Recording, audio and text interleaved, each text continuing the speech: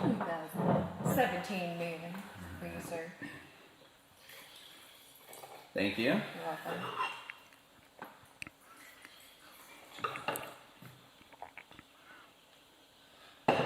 Thank you very much. All right, so Viquel and I are sitting here. We're going to go through some of the spring release wines for you. I know that you guys aren't able to be here in person. We're missing you. So we're going to sit here and just give you our impression on a couple of the wines, tell you a little bit of information about them. And we are just on lockdown like everybody else, just hanging out with the kids, doing homeschool. Not lockdown, it's shelter in place. We're sheltering in place. Sheltering in place. Luckily, we live on the property, so we get to be here as well. So, but we're going to start here with the 2017 Maven. The Maven, as you guys know, is always our Grenache dominant blend for 2017. Once again, we're back to 100% Grenache. Really, really pretty. This wine is Grenache. I think the signature of Grenache with really capitalizing on that beautiful aromatic presence, the really pretty red fruits and dried herbs and spices and things that Grenache can bring to the table. So it's kind of fun. I think honestly Grenache, if you look at this area, with all the different things that we can do well here, obviously Syrah's gotten a pretty good foothold. A lot of the GSM blends and things have done really well. I think that the upside on Grenache is as high as anything.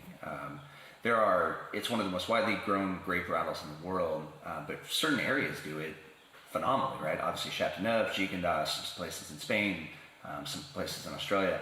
But I think here on,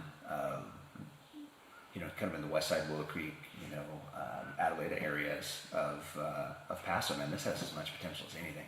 So it's kind of fun to be on that, I don't say the forefront, we've been growing it forever, but one of the brands that's really focusing on it, doing it as 100% varietal. So again, I think that with 2017 being a pretty approachable vintage, being a warmer vintage, the fruit came in just beautifully right out the gate. Not necessarily trying to do anything to redirect it stylistically. We're letting the vintage dictate that. And so for 17, this is maybe visually on the lighter side versus some of the previous vintages that we've had. But texturally, it's anything but.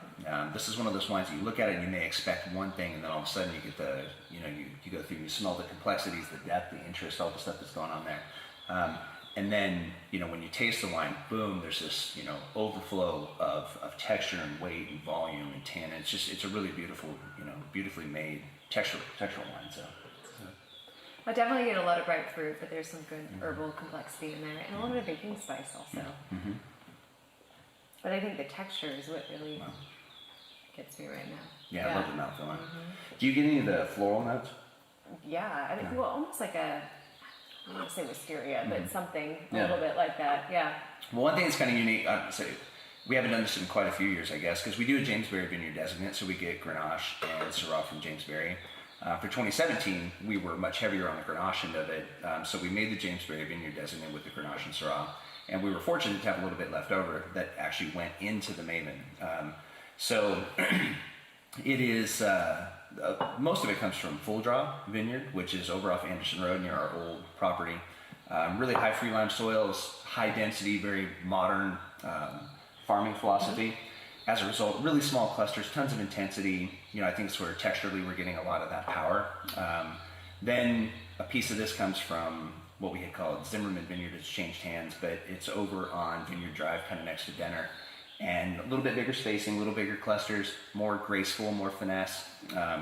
Still really pretty red fruit and great texture, but just not quite the power. It's a more feminine version of it.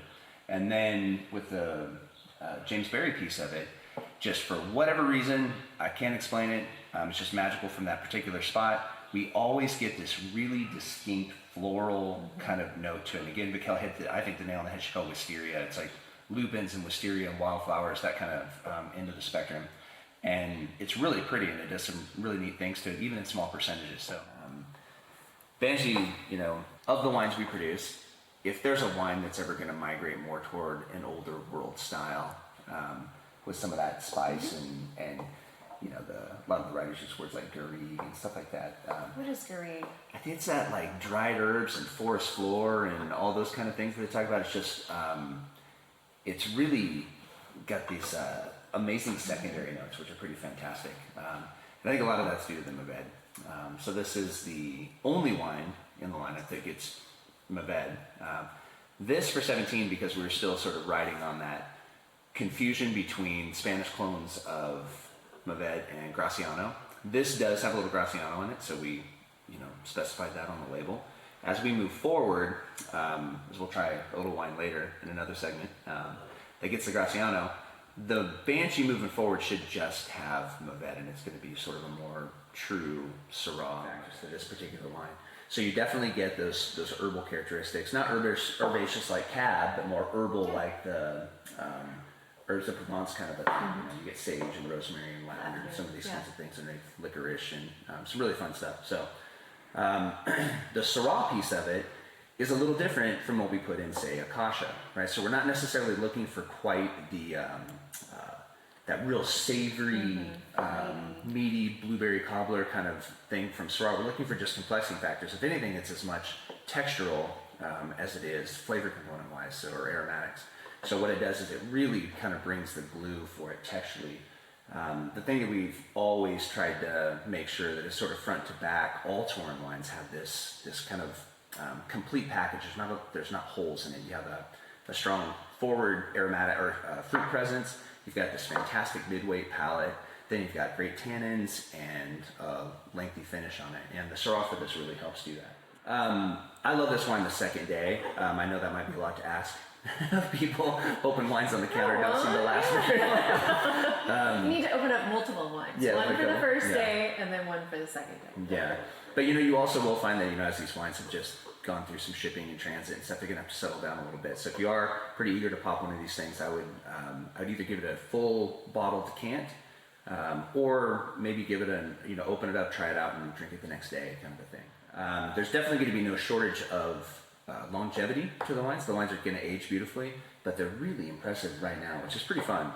Again, kind of mentioning what we talked about earlier is just that our wines historically need a little bit more time, and we don't do anything as far as in the production end of it to help accelerate that. It's a pretty hands-off process. It's really what Mother Nature gives us. And for 2017, real warm spell right there at the tail end of August and beginning of September. Wines, the fruit came in super round and lush and pretty, and it just carried through to the wine. So that's what we capitalized on. So, wow, that smells amazing. Cool. All right, so this is a new wine to the lineup for the spring release this year, Le Devoir. Another label on the lineup here. It's kind of fun. So we can tell a whole story about this a little bit. So most of the other wines, for those of you that have been buying our wines for a long time, they know that all of the proprietary names that we give everything, the Maven, the Banshee, Acacia, those types of things, they're done because in order to call something a particular varietal, it has to be 75% of that varietal. Le Devoir is a wine that we've come up with really because we have this Graciano piece based on that whole mistake with the Monastrell Graciano thing. It was such an amazing wine that now just because we knew it as a different name didn't mean we wanted to abandon ship on it. We wanted to find a home for it. And Le Devoir is French, means the duty. It's like our obligation to kind of make sure that this had an opportunity to show itself. Our goal from the get-go was to make wines that we enjoyed and to share with people that agreed with us, and we really loved this wine, so we figured it would be a bit of an injustice to not find a good permanent home for it. So we created Le Devoir, which is always going to be Syrah dominant with a Graciano piece of the puzzle to that. Yeah, so the Graciano, it's a Spanish varietal. Kind of looks like Mavet, I guess, as far as the clusters go with how they're fairly long, big shoulders, that kind of stuff. But the berries are about half the size of a typical Mavet cluster.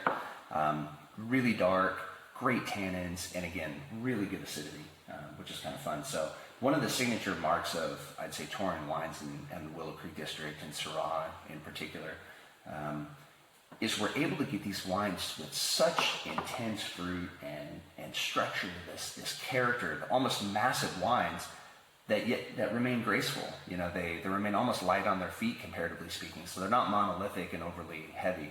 And that's what is fairly unique to our area.